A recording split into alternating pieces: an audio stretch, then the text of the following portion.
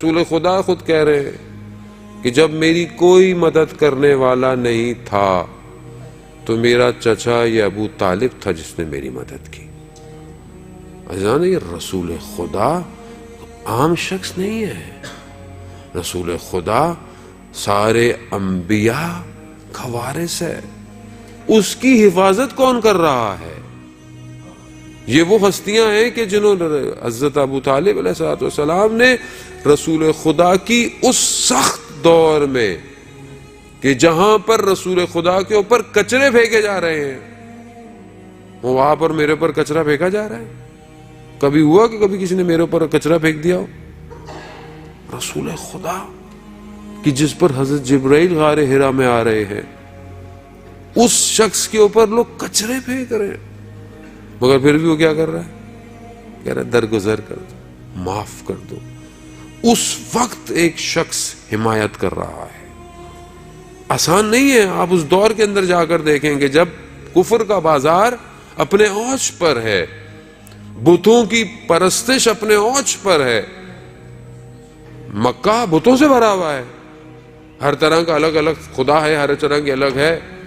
اس دور میں خلیفہ، قبیلے، ہر سردار اپنے قوموں سے پہچانے جانے والے، اس دور میں جب رسول خدا کے اوپر ایک جگہ پورا مجمع بیٹھا ہوا ہے، رسول خدا مکہ کے پاس سجدے کے اندر ہیں، آپس میں ہوتے ہیں کون جو ہے وہ اس کے اوپر جو ہے وہ کوئی ایسا کام کرے۔ ایک شخص کھڑا ہو گیا، اس نے کہا کہ میں ہوں، جا کر اس نے جانور کا جو شکم کا فضلہ ہوتا ہے جا کر رسول خدا کے اوپر، رسول خدا اٹھے ہیں اور اٹھ کر انہوں نے گئے اپنے چچا کے پاس، اور چچا کو جا کے انہوں نے کیا کہا کہ چچا میں کون ہوں، یعنی میں کون ہوں، کون ہوں؟ کہا کیوں؟ کہا یہ میرے ساتھ کیا ہوا؟ تلوار نکالی حضرت ابو طالب نے، وہاں جا کر گئے اور پورے اس مجمع میں پوچھا کس نے یہ کام کیا تھا۔ جب اس شخص کا کام کیا، اس کے سر پہ اسی پتھر سے ضربت لگائی۔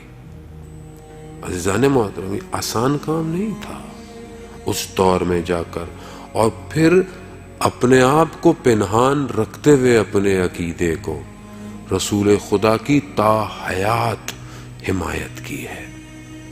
آپ کے سامنے مشہور ہے، آپ بچپن سے سنتے آ رہے ہوں کہ حضرت ابو طالب کے پاس سب آئے، کہا کہ اپنے بھتیجے کو سمجھاؤ، اس کو جو چاہیے ہم دینے کو تیار ہیں، اس کو سردار بننا ہے، بادشاہ بننا ہے، اس کو عرب کی کوئی خاتون چاہیے، اس کو دولت چاہیے، ہم سب دینے کو تیار ہیں، مگر اس سے بولو کہ یہ اپنے اس معاملے سے، اپنے اس باتوں سے باز آ جائے۔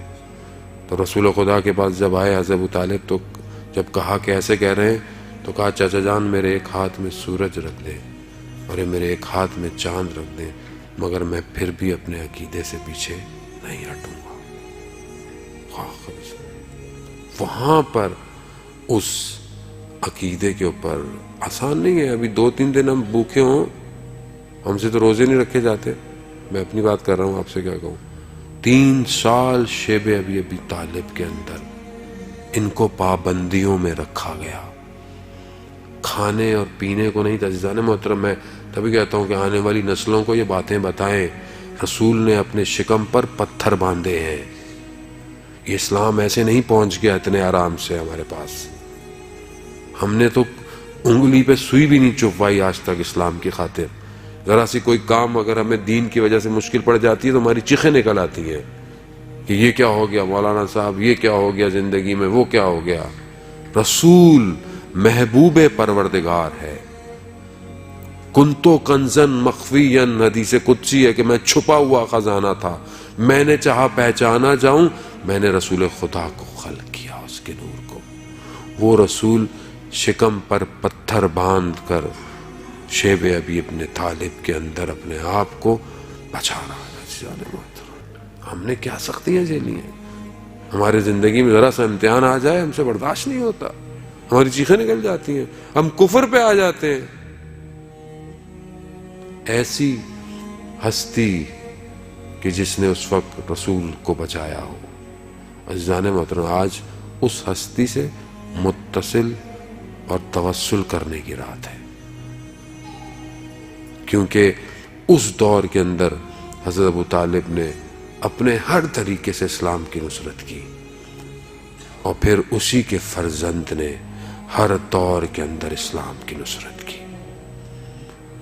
یہ ایسے نہیں تھا کہ وہاں چھپ کر وہ اسلام کی حمایت کرتے رہے، اور یہاں علی کی تلوار نے معاشرے اور میدان میں کھڑے ہو کر اسلام کی نصرت کی ہے، اور اس کے بعد علی کی اولاد نے ہر دور میں اپنے آپ کو قربان کر دیا، مگر اسلام کے پرچم کو نیچے نہیں ہونے دیا۔ صلی یہ وہ شخص ہے کہ جس نے اپنے وجود سے، اپنی جان سے، اپنی مال سے، جب سے رسول خدا ان کو سونپے گئے تھے اس وقت سے رسول خدا کی حفاظت کی ہے، رسول خدا کے پورے وجود کی حفاظت کی ہے، پورے وجود کی۔ ایسا نہیں کہ کسی ایک چیز کو بچایا ہو، نہ، پورے وجود کی رسول خدا کی حفاظت کی۔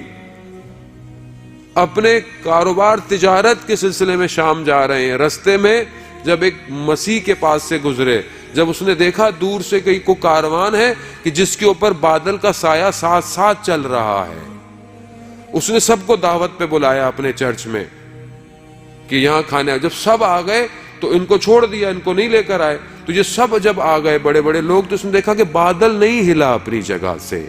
کہا کہ آپ کسی کو چھوڑ کر آئے ہیں کاروان میں؟ کہا ایک بچہ ہے، کہا اس کو بھی بلائیے۔ جب وہ آیا تو دیکھا، اور وہ بہت بڑا جو تھا وہ راہب تھا، اس نے نشانیاں کتابوں میں پڑھی ہوئی تھی۔ اس نے جب یہ چہرہ دیکھا نورانی تو وہ سمجھ گیا، وہ الگ سے ایک کمرے میں لے کر گیا حضرت ابو طالب کے ساتھ، اور جا کر مہر نبوت کو دیکھا اس نے۔ اللہم صلی علی محمد وآلہ۔ تو کیا کہا حضرت ابو طالب سے کہ کہا کہ اس کو یہیں سے واپس لے جائیں، کیونکہ اس کے چہرے اور اس کی ساری نشانیاں جو بتا رہی ہیں، اور دشمن پہلے سے انتظار کر رہا ہے، دشمن انتظار کر رہا ہے۔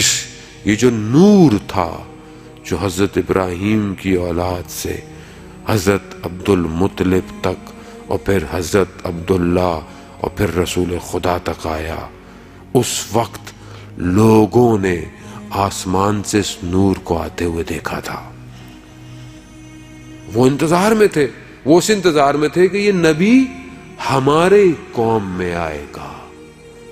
نہیں آیا۔ جب نہیں آیا تو ان سے تو برداشت نہیں ہونا تھا، تو کہا کہ اس کو واپس لے جائیں۔ وہاں پر حضرت ابو طالب نے اپنا سب کچھ چھوڑا اور اپنے بھتیجے کو واپس لے کر گئے۔